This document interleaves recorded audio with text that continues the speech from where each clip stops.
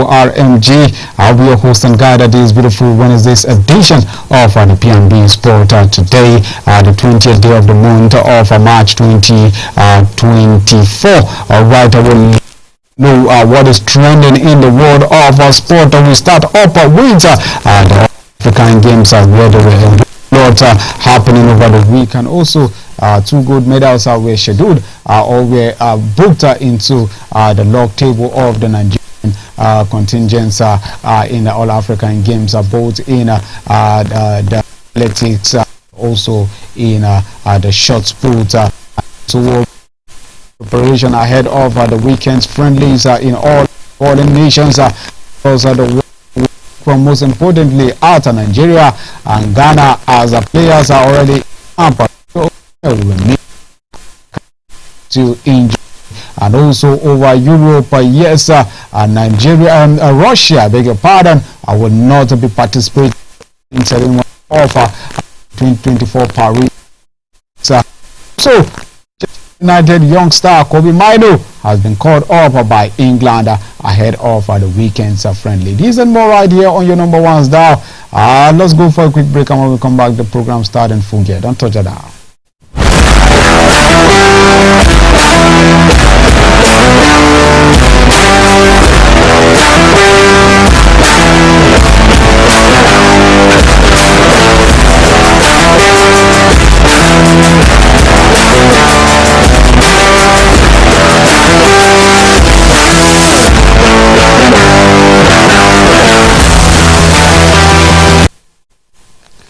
Alright, yes, Ruth Osoro on Tuesday claimed the gold medal in the women's triple jump at the All-African Games ongoing in Accra, Ghana. Osoro left it late until her very last jump, limping from second to first place. Meanwhile, she needed to come big in her sixth jump, and she delivered, winning the event with a mark of 13.8 meters to land the first ever African title for her. Meanwhile, Chukwuebuka Enekwechi successfully defending his African Games shot put title, winning Nigerians' first gold medal in athletics at this year's game.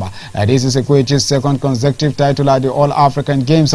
In the men's 100 meters game, also we saw Horishe Shekiri won a silver after coming a time of 10.23 seconds. He, however, upgraded his bronze from Rabat in 2019, while compatriot considered Ekeneme came fourth. The gold medal went to Emmanuel Eseme of Cameroon, who emerged the champion at 10.14 seconds. In the women's 100 meters, Olayinka Oladiji won Nigeria's first medal in athletics at the game in the All-African Games after clinching bronze. She's also placed third with a time of 11.55 seconds, in which she has a senior international outing for Nigeria. It's the first one precisely. All right, let's quickly glance to the camp of the Nigerian Super Eagles.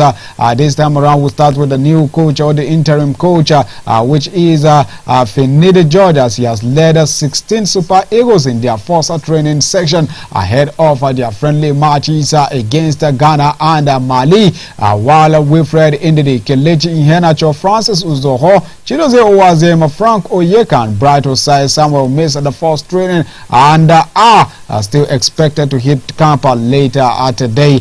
Meanwhile, Ademola Lukman led 15 others in the light training on Tuesday evening. The 16 players in camp on Tuesday night include Cyril Desa, Nathan Taylor, Simon Moses, Stanley Nwambali, Fisayo Bashiru, Calvin Bassey, and also Alex Nwabi Owobi. Others include Semi Ajayi, Jamilu Collins, Bruno Onyemachi, and Ojo Oloruleke, Rafael Oyedika, Benjamin Tanimu, Al-Hassan Yusuf, Sadiq Umar, and also Ademola Lukman. Meanwhile, the those of Victor Osimhen, Gabriel Oshotaro Noboye, and also Taiwo Awoniyi are ruled out of the two friendlies due to injuries.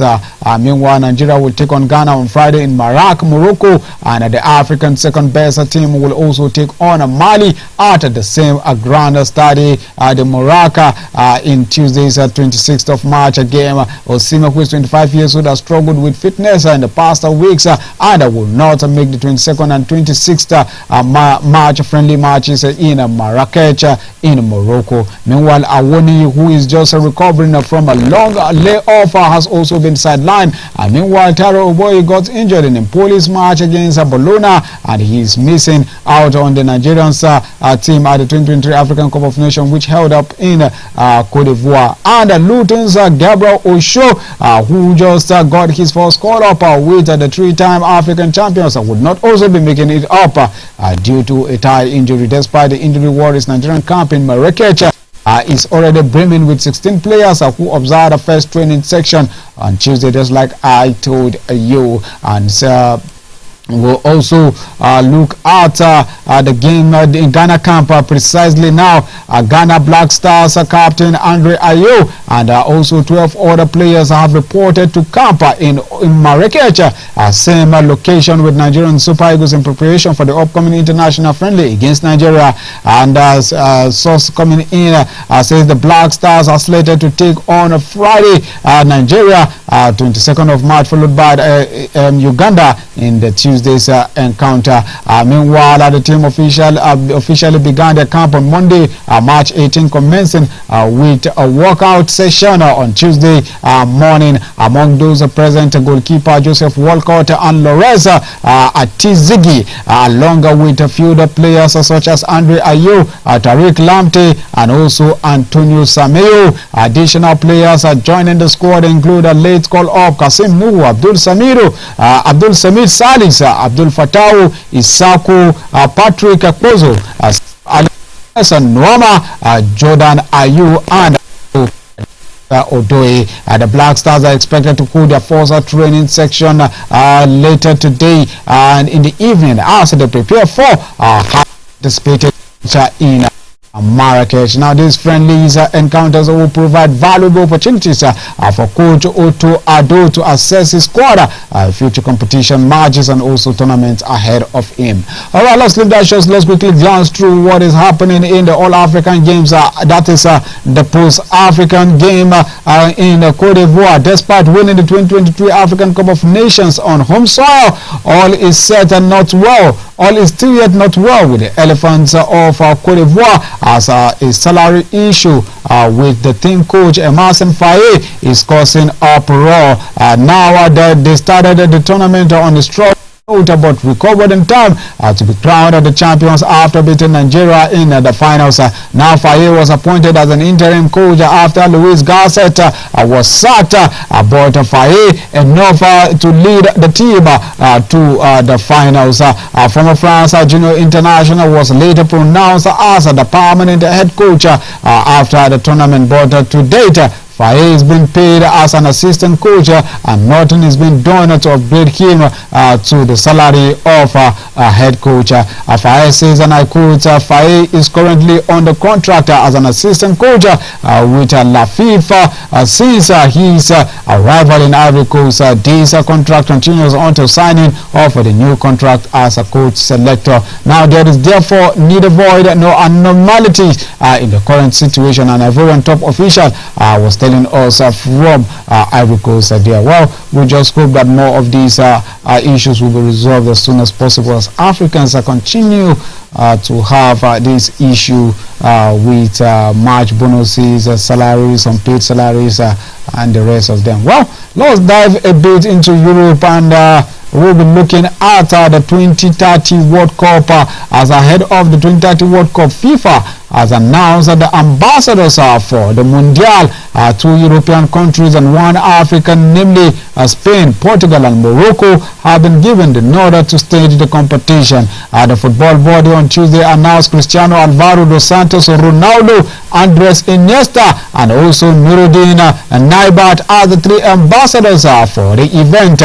Now the World Cup ruling body also unveiled the logo that will be used before, during and after the tournament. Well, we just hope that these would be a very good guide for us to see the first ever, or should we say not the first ever, but at least a continental World Cup stage in 3 different countries in Europe and also in Africa. One, we have some games that we played in Morocco, and also we have some games we played in the United States of America, and that is in the North America, that is in Europe.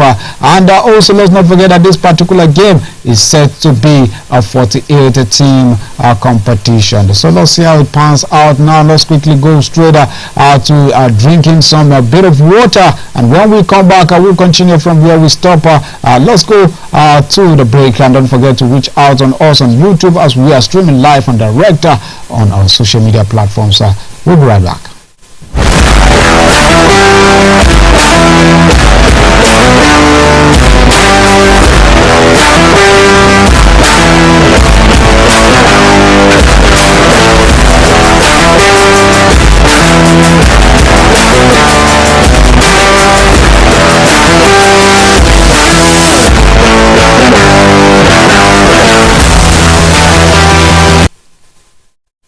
Alright, glad to know you're still with up here on B Sports. This is Rudon Musaga, RMG, right here on your number 1 Dawa Politics and Business Television, right here in your nation's capital, Abuja. And now let's quickly glance through Russia in the 2024 Paris Olympics. Yes, Russia and Belarusian athletes will not take part in the opening ceremony at the Paris 2024 Olympics, says International Olympic Committee. Now, athletes from both our countries were banned following Russia's invasion of Ukraine in February 2022. However, athletes from Russia and Belarus who qualify for the games can compete as neutrals. A decision on them being part of the closing ceremony will be taken at a later date. Now, the IOC said that they would not be part of the opening ceremony, since they are individual athletes, but an opportunity will be provided to them to experience the event at the end. So far so good. There are 12 individuals and neutral athletes with a Russian passport and 7 individual neutral athletes with a Belarusian passport who have qualified for Paris 2024. Of the 6,000 quota places already awarded for this summer's game in Paris, the condition of their inclusion include competition without flags, emblem or anthem of their own country. Meanwhile, let's go straight to England, this time around to the English Premier League, where West Ham United owner David Sullivan says that the Premier League may cease to be the worst of division if an independent regulation is introduced. Such a regulator will be brought in if the Football Governance Bill, which had its first reading in the Parliament on Tuesday, is made a law. Now, the UK government announced it plans to appoint a regulator following a fan-led review into football in 2022. But Sullivan said the regulator is only needed when things are going badly and not when things are actually moving smoothly. This time around, many managers and owners of clubs have come out to realistically ponder on the reason why there is going to be a Premier League regulator in the English in the United Kingdom. Well, a lot of people are looking at, or sport analysts are saying that there is possibility it is due to the fact of the United Kingdom economic recess that is trying to make up, to build up or to boost the pounds into the European market and also the world market to actually bounce back on their economic situation in the country. But Sumilan has come out to frown his face on the regulator and says if the law is being passed and being amended or being passed to law, then there is going to be issues. Possibility we might see him even hanging out or auctioning out his shares in West Ham United. All right, let's go straight to England this time around, where Manchester United midfielder young star Kobe Mainoo has received his first call up at the England squad for the upcoming games friendly against Brazil and Belgium. Now, Mainoo, who is 18 years old, was originally named in the under-21s squad but has been promoted to Gareth Southgate's senior side. England play Brazil on Saturday and Belgium on 26, both at Wembley Stadium, and their final games are before Southgate names his squad for the Euro 2024. Now the rest of the 26-month squad reported to St. John's Park on Tuesday. A United Academy graduate Mainoo has been capped by England at on the 17th. On the 18th and also on the 19th level. The Stockport-born teenager made his first Manchester United debut against Everton in November and also scored in that particular game and has gone on to make a further 19 appearances.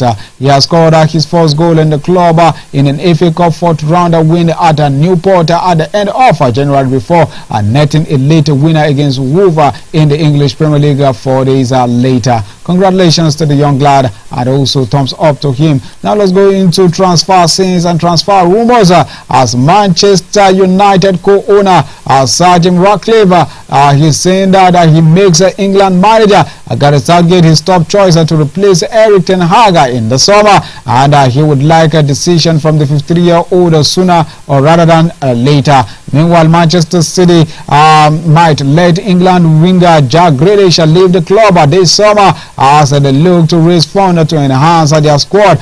Newcastle United and Sweden striker Alexandra Isak, who is 24 years old, is on Arsenal shortlist with the Gunners aiming to bring in a forward during the summer.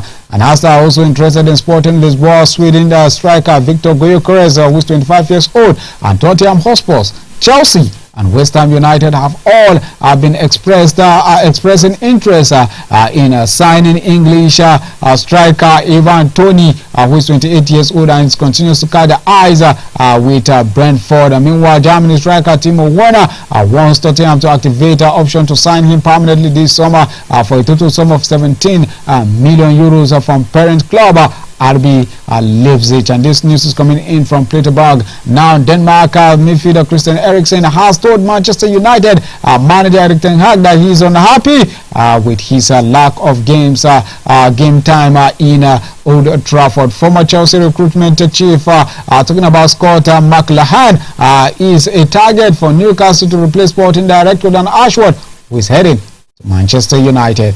Rangers are willing to accept a £50 million England goalkeeper Jack Butland with the interest growing in the English Premier League. Now, Everton, Nottingham Forest and West Ham United are keeping tabs on English winger Cameron Dembele, who is 21 years old, who is impressed this season after joining Blackpool on loan from a French club Brest FA.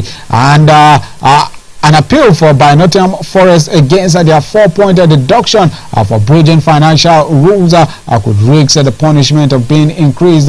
According to the news, Nottingham Forest face having to sell one of their star players by the end of June to avoid another point deduction for breaching financial rules next season. Meanwhile, Belgium forward Johan Bakayoko is attracting the interest of Chelsea, Liverpool, Manchester City and Paris Saint-Germain, with PSV wanting a total sum of 50 to 60 million euros for the 20-year-old. Sky Sport Germany is making interest there. Manchester City striker Erling Braut Haaland has given his club a scare by limping out of training while on international duty with Norway. All right, yes.